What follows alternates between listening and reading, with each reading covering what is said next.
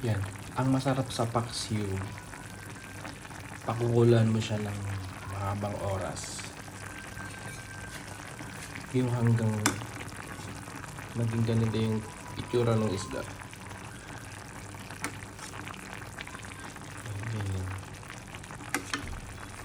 Para manuot yung lasa sa laman ng isda.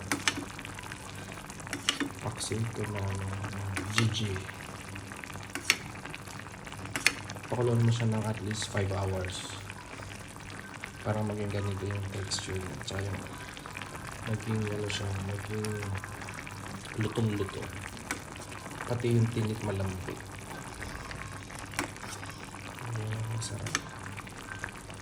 Kain na na! Pwede na to.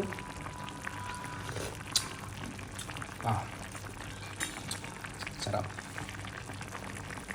Mapaparami kain mo dito.